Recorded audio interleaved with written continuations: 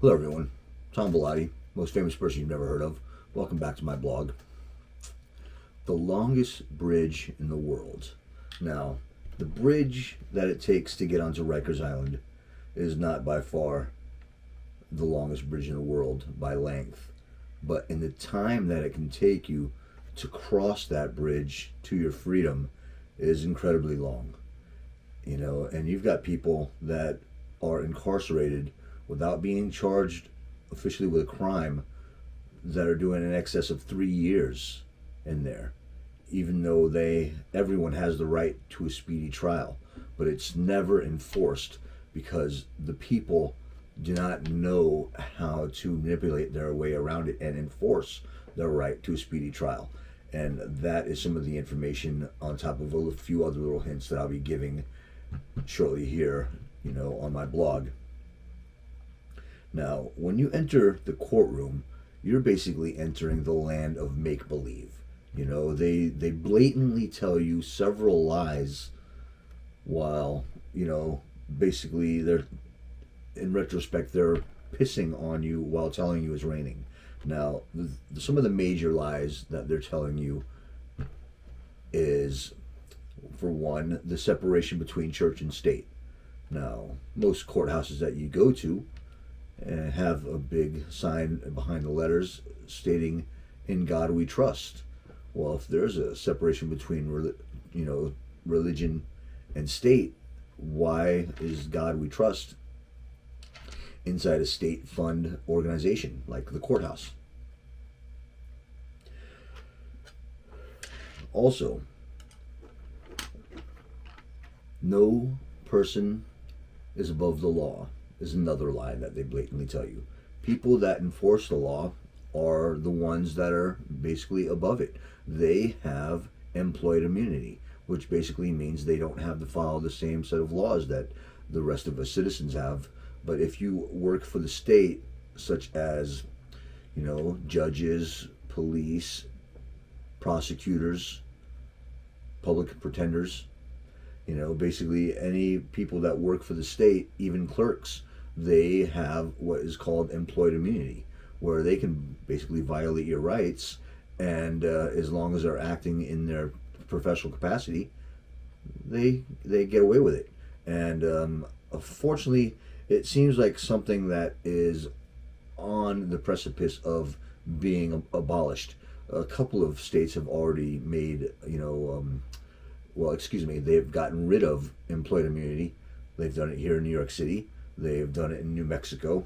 And I believe they've done it in one other city in the U.S. I'm not sure exactly which one it is. But this only applies to the state police. It needs to be a blanket thing where no one should be getting employed immunity. No one should be above the law. And the other lie is innocent until proven guilty.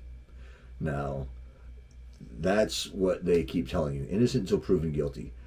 That's if you have money anyway, because if you have money, you'll have a bail that you can afford, or sometimes you won't even get a bail, you'll be an ROR. But if you are a person of lesser means and you don't have, quite a bit of money in the bank, which is mainly John Q. Public, you are stuck in jail because you can't afford your bail. And many a times this bail is very extravagant, and they do that intentionally, knowing that you're not going to be able to pay your bail. And the psychology behind that is that they're hoping that you just cop a plea in the midst to get this all over with sooner. And 90% or more of the people that are incarcerated, even for crimes that they didn't commit, will cop a plea just because they don't want to fight this or go through this agonizing, process that it is to be incarcerated. And it moves at a snail's pace. And when you're in jail, a lot of times the only thing you can think about is getting back out. You don't think about the catch-22 of the revolving door that you'll be stuck in when you do cop a plea, and either to some type of probation where they'll make it to where you try to violate, they'll violate you. It's very hard to pass probation. They can be very strict on you, and They'll make all kinds of archaic rules, like you gotta have insurance. If you can't afford insurance, you'll be violated for probation. And sometimes you might be caught right between those lines where you make too much to get Medicare, but you don't make enough where you can buy private insurance, and you're working for a company that just doesn't provide it. And a lot of people fall in that category, and they violate probation and they go back to jail. And that's one of the reasons why they made it a provision for probation, to make it a law where you have to have insurance, otherwise you're going to go back to jail. It's horrible. I can go on and on about all kinds of reasons where they put you in jail for nothing. But let's get over that, and let's move on to how to enforce a speedy trial. Okay, now everyone has the right to a speedy trial. But when I've asked about it in the past, when I was being represented on a case in Florida, the lawyer said to me that there's a lot of paperwork to do and no one really ever gets it. And I didn't know anything at the time, so I just took his word for it. But when I started, learning law myself when I was in Rikers Island, because I spent a lot of time in the law library, immersing myself in criminal law. Excuse me.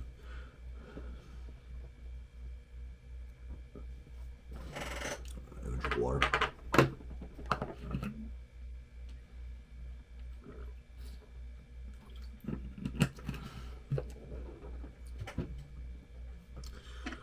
I learned how to enforce the 30-30 law. Now, everyone has the right to a speedy trial, and no one could be denied that right. It is just something that you have to enforce. And the way to do that is never ever say that you are not ready for trial. Always let the prosecution state that they're not ready for trial. If the defense states that they're not ready for trial, the people are not charged with the time. And that means you can be stuck in basically Groundhog's Day forever, and it'll keep going on and on and on. And your public pretender is not gonna enforce your right to a speedy trial because it's just not done. Now, it's hard. Sometimes the lawyers and everything will see what you're doing, and they won't call you in for court. They'll hold the proceedings without you, and the lawyer will state that we're not ready for trial, buying the prosecution another month, or how many other times. This has happened to me twice, where I'm taken from Rikers Island, I'm brought to the courts, I'm waiting there all day, and they don't let me up into the court. They had the proceeding without me. That's happened twice, and it bought the prosecution quite a few months. Now, another thing that you really need to get is your discovery. Your discovery is all of the evidence that they have against you. And they cannot hold any of that back if you ask for it. If they hold any of your discovery back, it is called a Brady violation. So what you want to do is you want to ask the judge for them to turn over the full discovery and not hold back any files. And you want to specifically ask the judge to do that, because they don't necessarily enforce the Brady violation, but they do enforce not listening to a judge's orders. So that's something that you can say in court. If they do violate the Brady Act, you can let them know that they violated the Brady Act, and also they're in contempt by not following the judge's orders by giving you your complete discovery, which you ask the judge to say in the language. And sometimes it could be like pulling teeth to get a judge to say these things for you, but you've got to enforce it. And remember, these people aren't there to help you. They want to punish you, and they will be incredibly upset that you know a lot of these rules and that you're enforcing them. Don't worry about pissing them off. They don't care about incarcerating you for a crime that you didn't commit, and you're just trying to get your day in court for. They want to have this day where it's just a continuous thing where you state that you are not ready for trial. You're charged. The people are not charged with the time. And then this keeps on going on and on and on until you finally give in, and you just cop a plea. Or you can get into a fight while you're incarcerated, because these things happen. People lose their heads. You will lose your sanity when dealing with this, especially if you're in there on false charges. It's inevitable. And then you will literally have a charge for fighting while you're incarcerated. And you go in for a month, and then you'll end up getting a case of 4 years. It happens a lot. I've seen it. It's incredibly hard to keep your cool, but it's a lot easier when you've seen these type of things happen and you know that you want to fall into that boat. You've got to stand by your guns. And I was enforcing the 30-30 rule. Now, when I finally got my discovery of the evidence that they had against me, this is how important these documents are for you to have. When I got my discovery, before that, my bail was $10,000. They were offering me 2 years in a inpatient drug program, which is odd because I didn't even have any drugs on my arrest record, and there hasn't been any drug arrests when well over 9 years, and any drug arrests that I did have do not equate to a 2-year inpatient program. That's only for people who basically have sobriety problems, and there was none of that type of stuff on my record. But my father was telling them that I'm a drug addict, so they're taking sentencing from the victim, alleged victim, and they're not supposed to do that. The victim cannot dictate what type of sentencing that you're going to do, but that's what they were doing in my case. Now, when I finally got the discovery of the evidence that they had against me, and remember, I told you that I'm in there for scratch with minor bleeding, they had a photo evidence that I got. It was only a black and white copy, and it was obviously very doctored up. So the judge asked right away to see the evidence. Now, mind you, at this point, I've already been incarcerated for 4 months. I've been asking my public pretender, Daniela Freeman, to obtain my discovery, but she wasn't doing it. And after several months, I just asked the judge in open court myself for my discovery before I was brought back to Rikers Island. So now it's on record that I wanted discovery, and they had to bring it forward. So when I came to court the 4th month, there it was, my discovery. And Daniela Freeman, she put it forward, and she knew that there's no way that she's going to get me a cop of plea after this discovery came out. Now, the judge is looking at the copy of my evidence that he got from me. He can see that it's obviously doctored up and it's not a good copy, so he asked for the prosecution's copy. But they've got the color copy of the evidence of the scratch with minor bleeding. He looks at it, and he reads a little bit of the report, and he just yells at the prosecution. He said, this is probation at best. Why is this person incarcerated? And when we get escorted back, I get escorted back into the holding area where I'm going to be let down into the courthouse to wait to go back into Rikers Island. But I asked the guard, I'm like, can you please call my lawyer back in here? And when she came back in, I look at her, I'm like, and after what just happened in there, and I've been asking for my discovery for day one, and if she would have got it from day one, I would have saved myself months of this incarceration.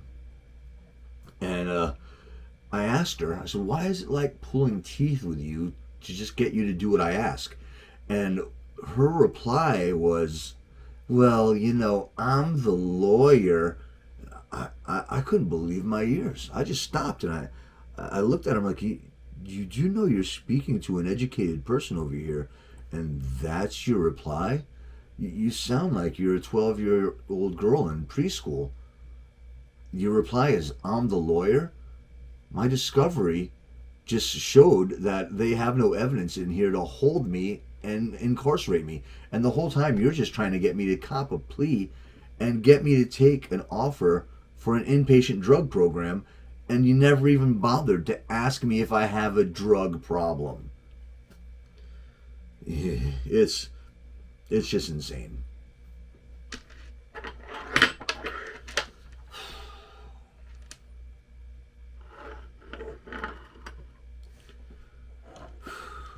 I'm sorry. I'm just freaking going through all this shit, reliving these memories, and I'm right back there in Rikers Island at that moment when I'm going through this, and it was incredibly frustrating. And man, I'd like to say that I'm 100% unaffected by it.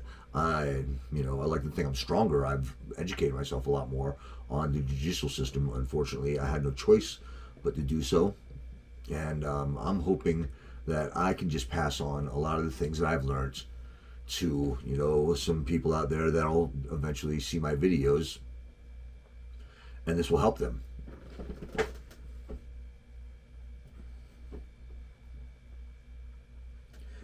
But the 30-30 rule is incredibly important. And there was a time when I was fighting another case that came after this, and I was pushing the 30-30 rule. And now, no judge wanted to take the case, and the prosecution is forced to take this case to trial, or they have to dismiss the case. But they're not ready for trial. But I'm forcing their hand, and they were literally standing in front of a judge asking him for more time. And the judge basically said, no, Mr. Bellotti objects to granting you more time. And that's all you have to do, is object. Simply as that. There's no argument that anyone can give that will allow them to give you more time. All you do is object, and that's it. You are not allowing them to have more time to keep you incarcerated. And just, it's the only reason why a prosecutor would ask for more time is because, one, they're backed up. They're only allowed to have so many trials a year. Their budget is only so much, and it costs the city a lot of money to take a case to trial. And that's why public pretenders are given bonuses when they can talk their alleged clients out of going to trial, because they save the state a lot of money. And so there's no incentive for a public pretender to do a good job for you, but they have plenty of incentive to ask you or force this plea upon you and make it like it's your best option. And now, again, you can't put a blanket on all public pretenders. I'm sure some of them have good intentions and want to do their job, but the truth is, if you're going to law school and you want to be a lawyer, you don't want to be a public pretender, because as far as lawyers go, it's the bottom of the barrel. It's just one step above being an ambulance chaser, and even that might be even better than being a public pretender, because you're underappreciated and you are overstocked with so many cases, and they don't, the powers that be, basically they're getting paid by the same people that pay the prosecution. It's a conflict of interest right there. Paying people to pay the cops, pay the prosecution, pay the judges. They're all in the pocket of the state, and it's the people against you. So how could they possibly ever have your best interest in mind? So you've got to know the law, and if you know the law, it really pisses them off. But at the same time, it's everyone's duty to know the law, and being ignorant of the law is no excuse. It's a catch-22. But it's better to know the law, because the only person that's going to really have your best interest in mind is you, yourself. And if you don't have the mental capacity to deal with this, then you need to learn to focus and get it. Otherwise, you're just going to be in a revolving door that is, the judicial system. And once they get their hands in you, and you even do the time and get free of it, they'll have their claws in you again on moral false charges, because you are an easy target to fill up the jails. It's as simple as that.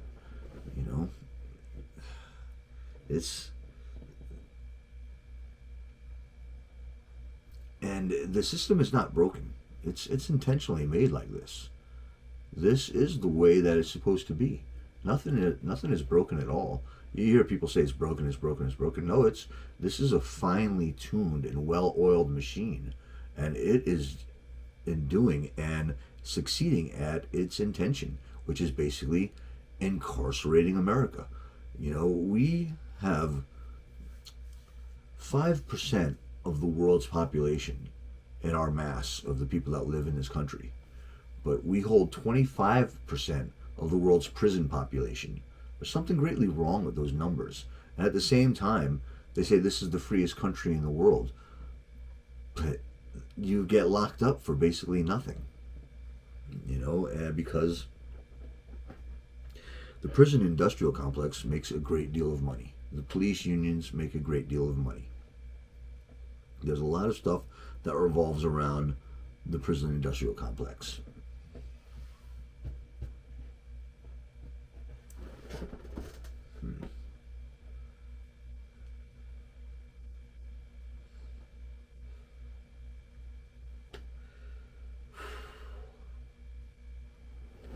When I come back, I'll talk about how I got out on these charges, and then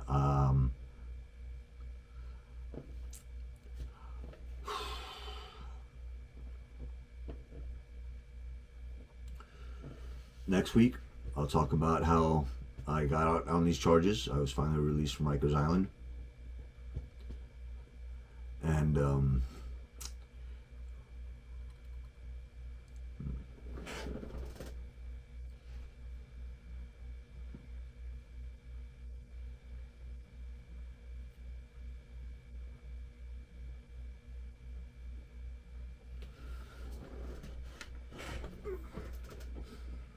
when I come back next week, I'll tell you guys some little bit. Okay. When I come back next week, I'll tell you guys a little bit more about my time that I spent in Rikers Island, and how I continued to fight these charges, and eventually they were all dismissed.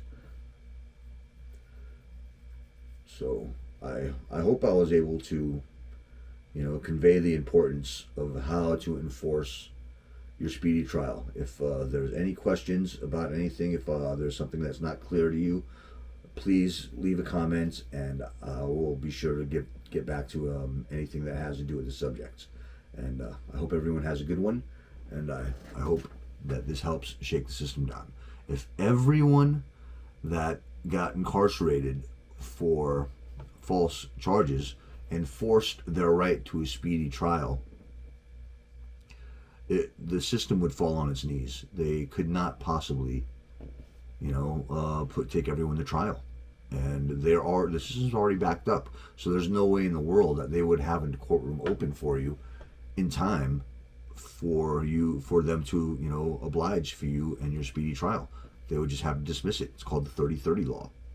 And also to have your discovery. The discovery is everything that they have against you. Sometimes they're arresting you on nothing, and the prosecution just follows what the police say. A lot of times they don't even look at the discovery, and if they do, they're not going to give you or give any information that will let you off. Period. If anything, they're going to hold that stuff back. And you've got to learn to fight for yourself, like I did.